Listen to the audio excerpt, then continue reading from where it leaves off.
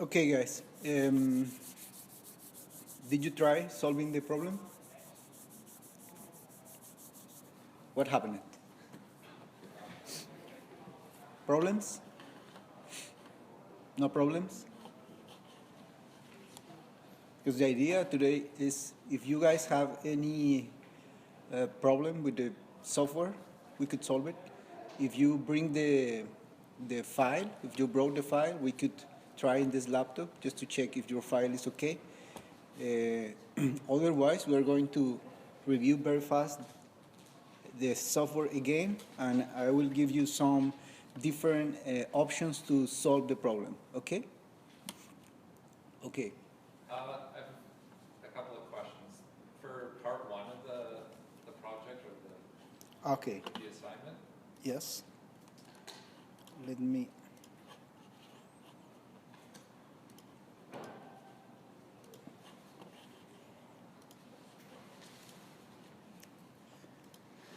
Part one.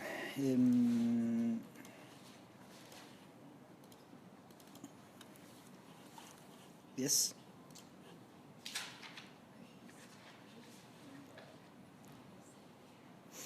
so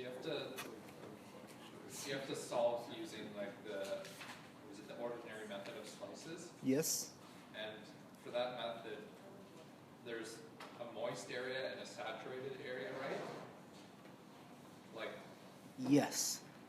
above the phreatic surface, it's moist, and Yeah. below that it's saturated. Yes. But the lab handout, it only gives us the saturated unit weight. Okay. The unit weight. So do we just assume a value for the unit weight of the soil above the water table?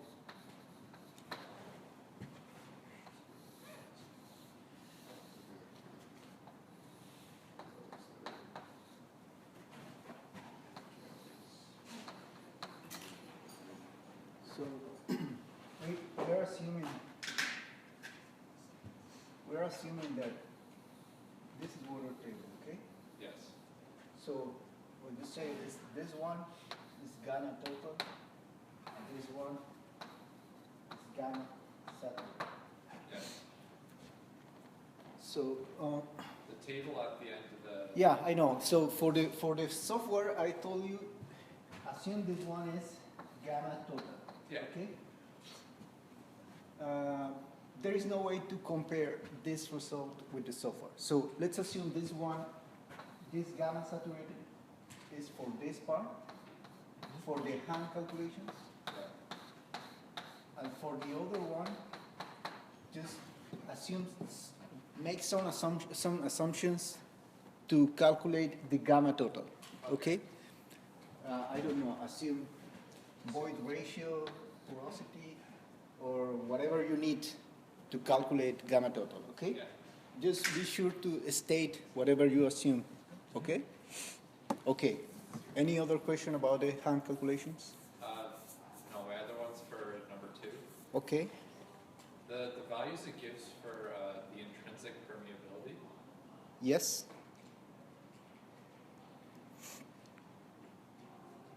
it has those in meters squared. Should that be centimeters squared? Because those values are awfully large. Like, it'll give you like really, really large hydraulic conductivities, like 80 meters per second or something. It's like that. 80 meters per second? Really? Yeah.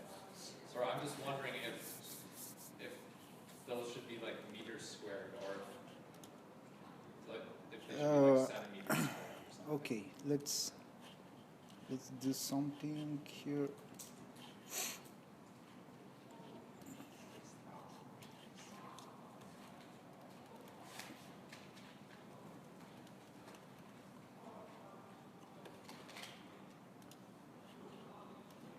So hydraulic permeability equal to intrinsic permeability gamma water divided by dynamic viscosity. Which value are you using for this one? We're using 9,000. Let's take the first one, 5.3.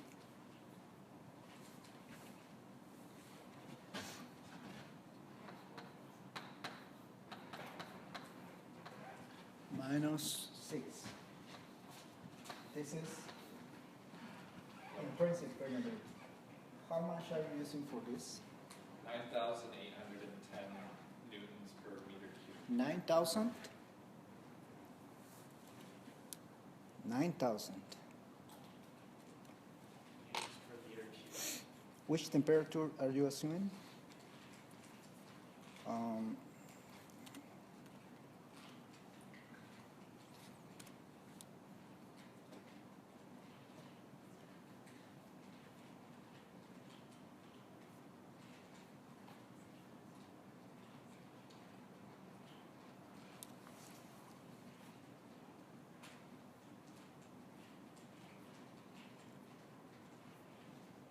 This one.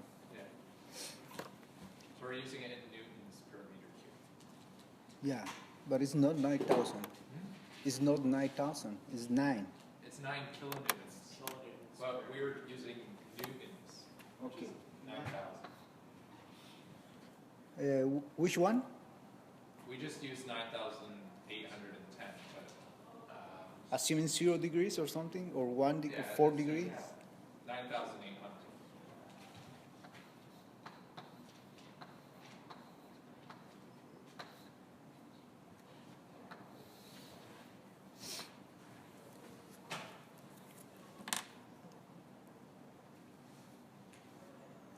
And for dynamic viscosity,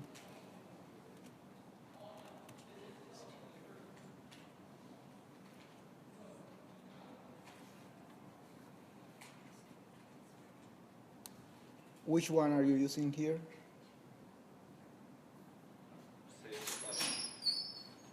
Say it's 10 degrees. That means 1.3 times 10 to the power -3, is it? This one? 1.5? 1.3? Sure. Okay.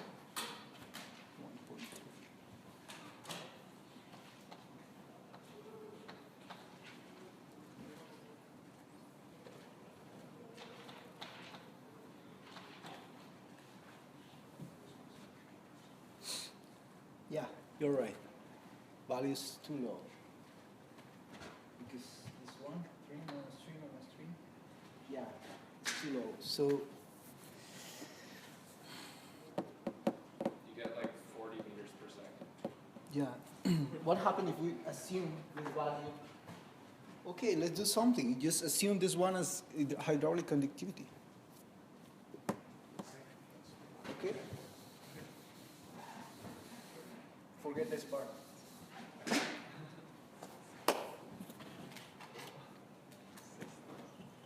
Now, with these values, are you happy? I'm happy with these values. They look I well. looked up like a typical range for intrinsic permeability, Yeah, it's okay. and for like very permeable soils, the maximum is like 1 times 10 to the power of -7. Okay. So those are quite large, those first 3 values. Okay, let's use these ones. Okay. Just keep in mind the concept of intrinsic permeability, okay? Okay, any other question about the data? Yeah? In your diagram, the upstream water level is, In my diagram, the upstream, in the values given, your upstream water table. Yes. Right here.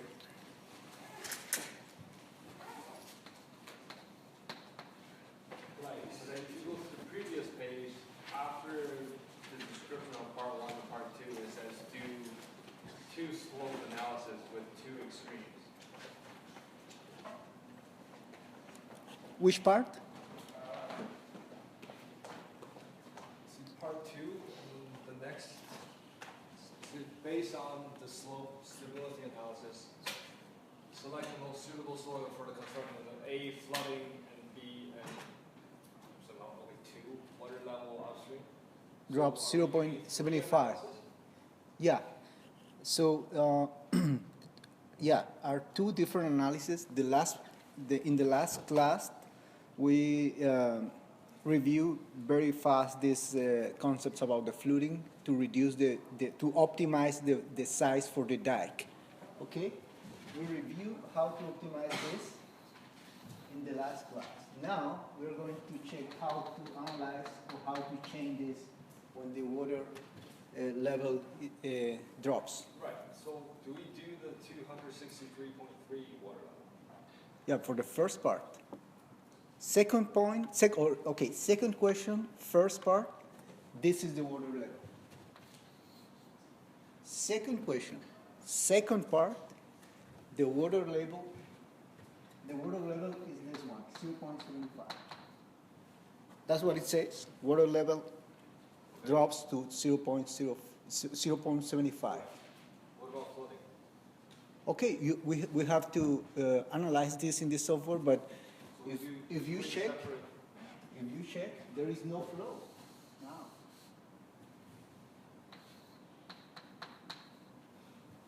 You see? It's just one line, there is no flow. No, what about, there's one part that says flooding, water elevation at the crest of upstream.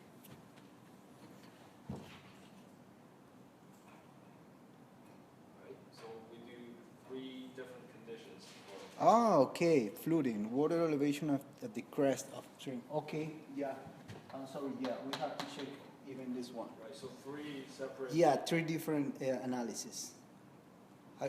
Okay, I was not aware about this part, the water, this one. So we have to analyze three different conditions. Okay? But that's only for part two. For part two. Okay, so do we have any problem with the software for the geometry or? Yeah. When you're measuring your L for the last one where it's like a square triangle, is your L? This is for hand calculation? Yeah, so you have like this little piece at the top, Yes. and then it goes down to your other pieces, and your L is like that, right?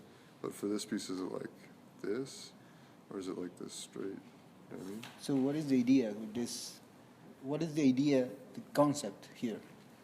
The concept is You're adding all to blocks here. calculate the weight for that slice.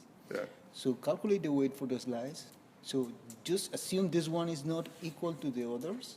So this one is special. And Right. calculate just the area for that one. If you want to just assume this is a triangle, calculate the area and calculate the weight. That is what you need. okay, Okay?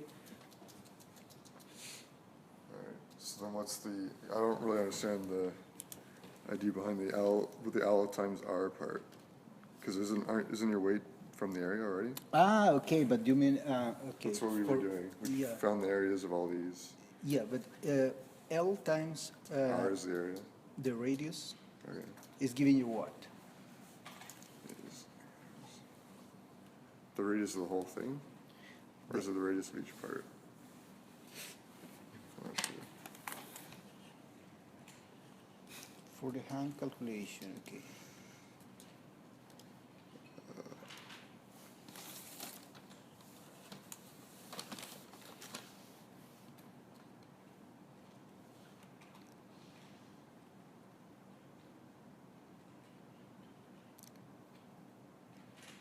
Because your R is like the whole thing, right? Whole radius.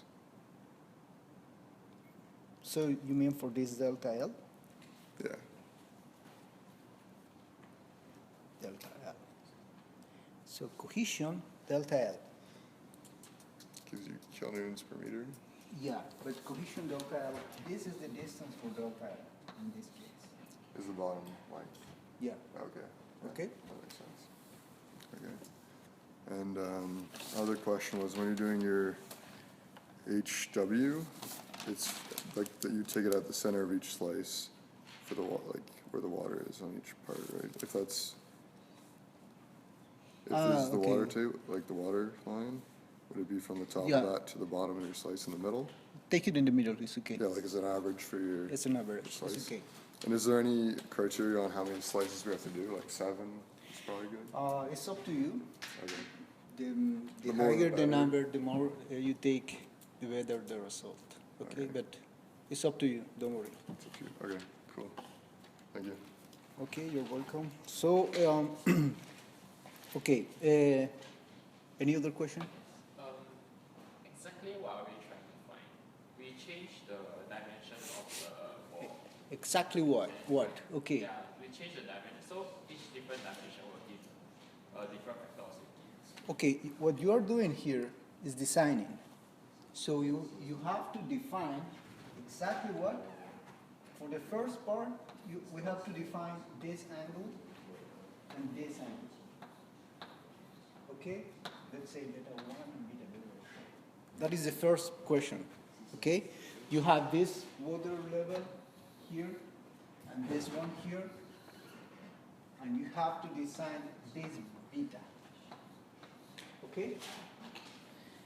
For the second part, okay, let's assume, for example, that the factor of safety is not given in the assignment, but let's assume the factor of safety has to be more than 1.5.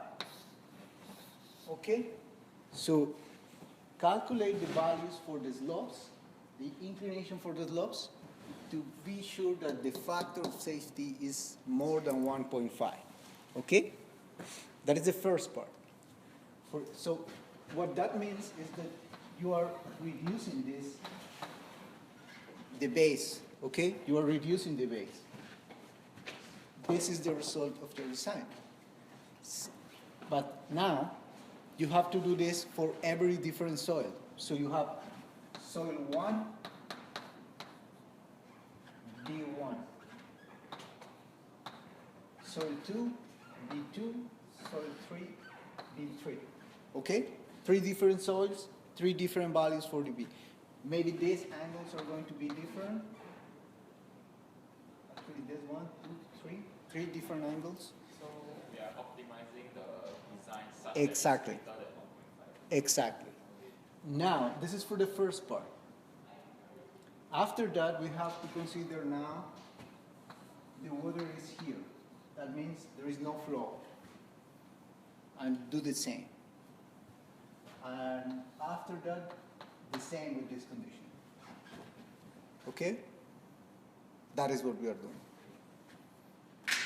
Okay, let's go to the software. So now we know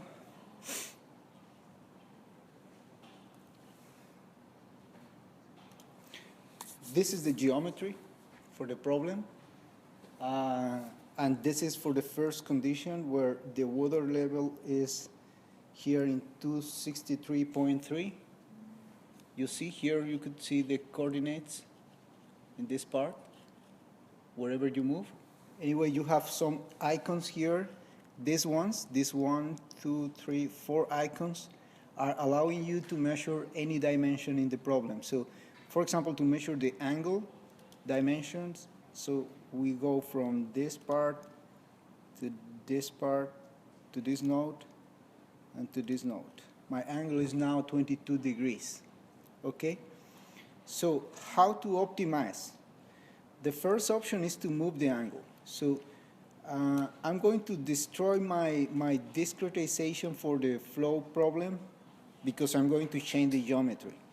So we could go to groundwater, remove the discretization, go back to slope stability, remove this dimension.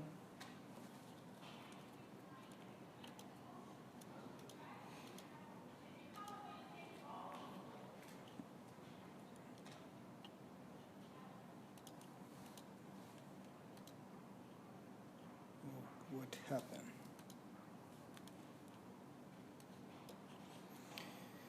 Okay, now we have to move this angle, this point. So we have the option to move it by doing, okay, just remove these dimensions because I don't know what happened. remove these dimensions because it creates some problems with the geometry. Okay.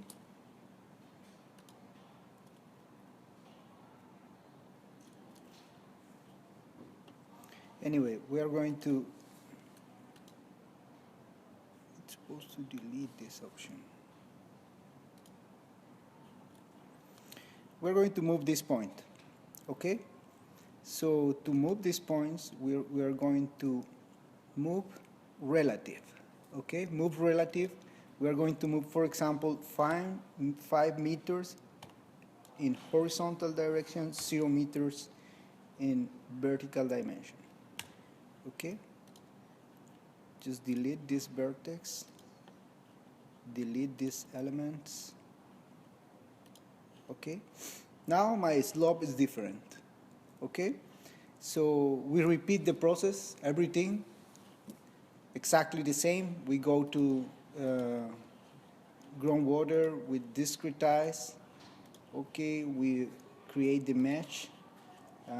We define the boundary conditions, and we do everything exactly the same, okay? But now, there is another option.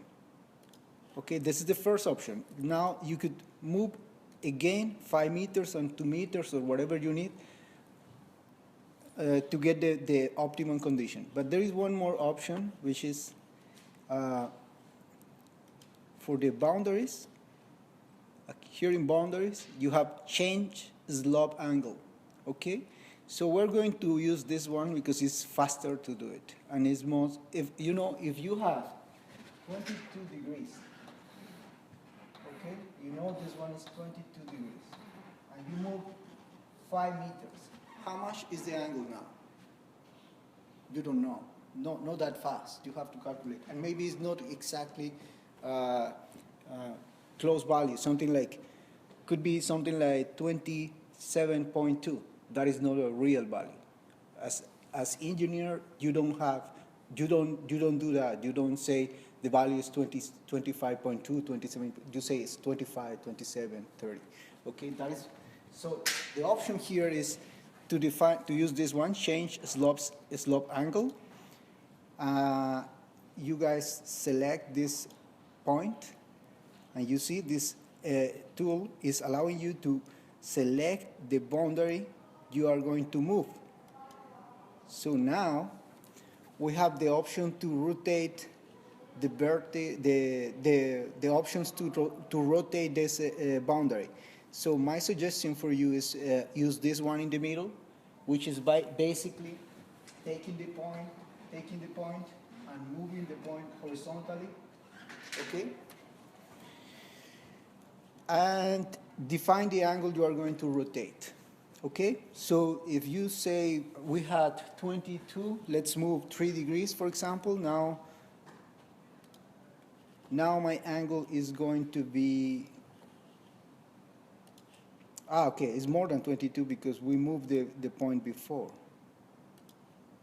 Okay, but now my angle is 32, okay? If you want to change again the angle, do the same, boundaries, change the slope, define the boundary, and move it again. Move it, for example, 5 degrees, okay? And repeat the process. This is faster, okay? Because moving the points in the boundary is kind of taking more time. Okay, don't forget that for the groundwater flow analysis, we need to define the boundary here. We need to define a node at this elevation. The point here is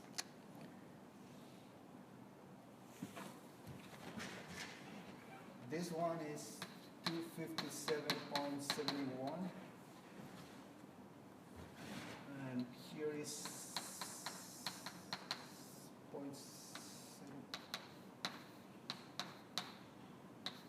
Okay. So to define this point, my recommendation is to use this zoom to move over the line up to the point you get this value. You see? This value, here you have the value. You see the point? So we don't know this x dimension, but with the zoom tool in the software, we are able to locate at that point exactly. So now we have the point, and we repeat the process. Let's repeat the process very fast. We create the discretization. We create the mesh. Now define the boundary conditions for this part. Is 258.46.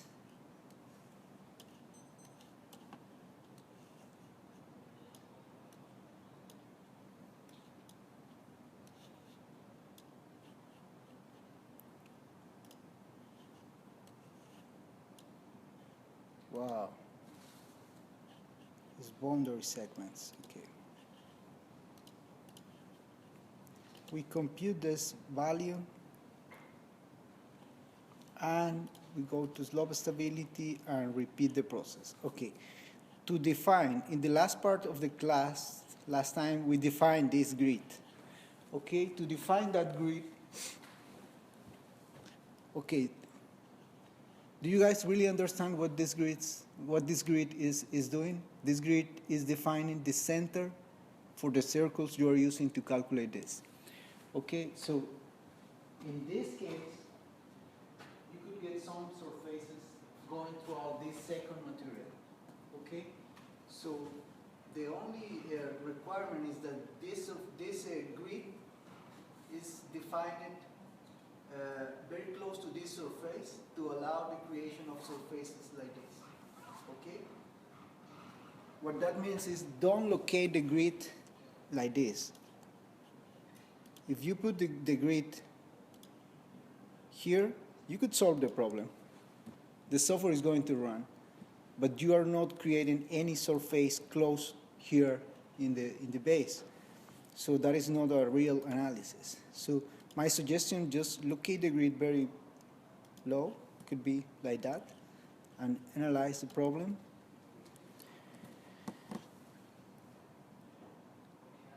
Now the factor of safety here is very close to 1.5. If you get something like this, 1.52 is perfect. You don't have to worry anymore, because 1 degree or 2 degrees is not a significant change, and in real life, when you are constructing the dike, it's very difficult to control 1 degree. Okay, so don't worry too much. Just 1 degree is okay.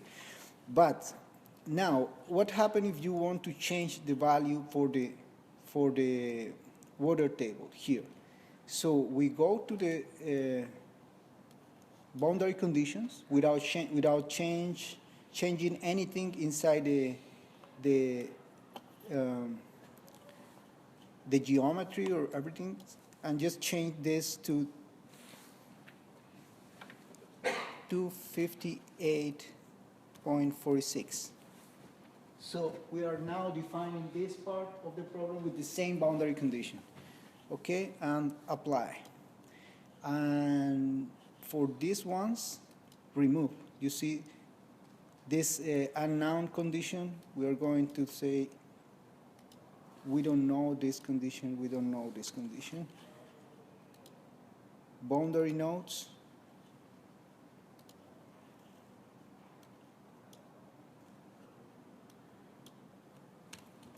Okay.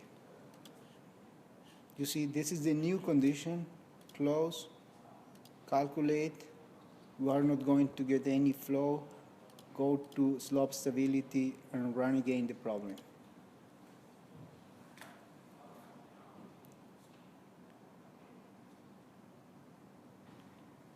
Okay, what is my suggestion? My suggestion is start with the critical condition. What is the critical condition? This one. Okay? If If you start with this critical condition and you design the inclination for the slope for that critical condition, it's okay. Now you reduce the water, and now you're sure that if your slopes are stable for these conditions, they are going to be stable for these ones. So you have to check now the result, just to see if the result is close to this one. Let's say if now, because of the drop in the water level, the factor of safety goes to 1.7, so now you have to change the slopes, okay? Just change the slopes a little bit and calculate again. Once you're close to 1.5, you are done with this part. Okay, and after that, do the same for these ones. If these slopes are stable for this condition and for these conditions are going to be stable for these ones, not always, because water is helping you to control stability. So you have to check, okay? Be careful with these ones and these ones. This ones is the critical condition for this slope, not for this one. When you have the water level here, this is the critical condition for this slope, because now the water is coming like this. In this case, it's coming like this. In this case, it's like this. So you see, for this slope, this is critical. Start with this one for this slope. For this slope, this is critical. So start with this, and this. Okay, and after that, just change the soil and repeat the process. But once you know, let's see which are the soil properties. So you see here we have this soil number 4 is going to be in the lower layer. These 3 ones. So you see this soil 3 is the best material. Okay? It's the strong one. So could be this one or this one. So you could start with, for example, soil 3 or soil 1, and once you know that for that material is safe, change the soil, and for sure the changes are going to be not that much, not too much, because the properties are very close, so the slopes are going to be stable, so almost the same, don't worry. So which other element? Do you have any question about the software? Did you try using the software? Not yet? Okay, because this is the last tutorial with the software. We don't have. Okay, anyway, I post a video in Learn. So in the video was recorded for the last class. So everything we did in the last class is recorded. I'm recording a new video here, so I'm going to post this one again. So just remember, this tool is very useful to change the slopes, okay? This one is very useful. I did the calculations, and my slopes are, I'm not giving you the value, but I'm giving you a clue, is the slopes could be more than 35 degrees, okay? So don't waste time calculating stability for 25, 27, 30, 32, because it's not going to be stable. It's going to be stable, but it's not going to be optimum, okay? Just more than 35 is going to be okay, at least in my case. I don't know. I didn't try every soil. I tried with soil 1. But that's it. Okay. Any other question about the water levels?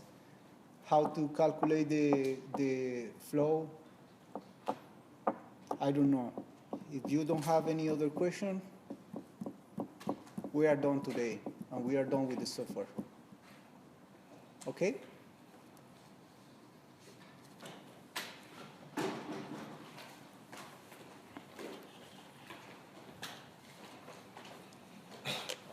question on the handicap part. Yeah. So, say you were doing this way. Oh, the handicap part is only for this connection. Yeah, the one in red, this one. Right. And then the one along the straight line, you assume Yeah, so the right. Yeah. And then so we approximate a figure which is a 10 to here, up there, right? Right? Yeah, something like that.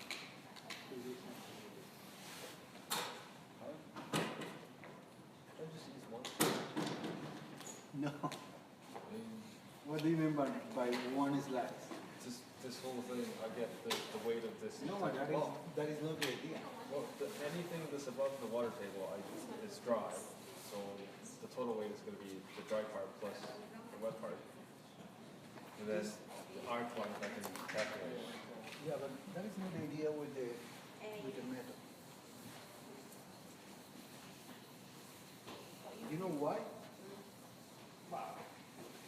Because of the shape of the slice changing.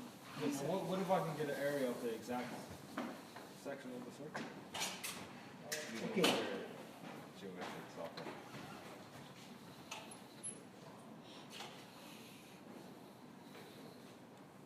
So,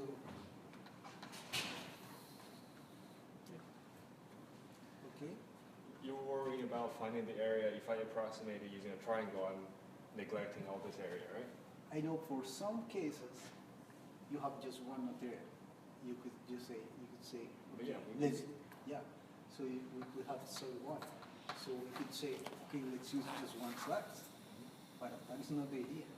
Well, okay. Why? Because we are trying to demonstrate that we are able to use the slices method. Okay. The slices method say, okay, divide this, calculate using slices. That is exactly what the software is doing. Software is doing this. Even if you say this is one soil, the software is doing that. Okay. Okay? But what happens if now you have different Well, soils? then now we use a slice and multiple. Oh, yeah, okay, I get your point. Okay? That is it. For software, we define the grid. We don't have to define the radius. No, that is exactly what I say with the Well- grid. You know what this grid is doing? Well, Let me the show you. center of the circle, right? Yeah. But we never define the radius of the circle. Do they go from 0 to a certain No. radius? No. Or a constant radius? No. For this software, what you do is, let me show you another one which is ready. Options 5, for example, this one, slope stability, this one. Well, I'm just wondering how the program takes into account of the different radii. Okay, that is what I'll show you. You see this grid, okay? Yep. Now, there is one element here which allowing me to go throughout the grid. You see, what I'm doing here is for different points in the grid, I'm defining different circles. How many? I'm defining 10,000. Right. For hand calculation, you're doing just one, Yeah. Okay. okay? So you see, like this radius here is all automatic. Yeah, and you're defining the you see we are going from this radius to this ones. Okay. Okay, that is what we are doing with the software. Okay. When you take this radius very close to the surface, you see this is a straight line. Because I told you last time, if you take the radius very close, so the radius is going to do something like this. By approximating. So he'd say the surface has to be like this. Okay. Okay. Awesome. Thanks. Okay. Any question? Yeah. A couple of questions on the ordinary slice method. For our project, the hand calculation asks us to do, let's see, this is 263. The other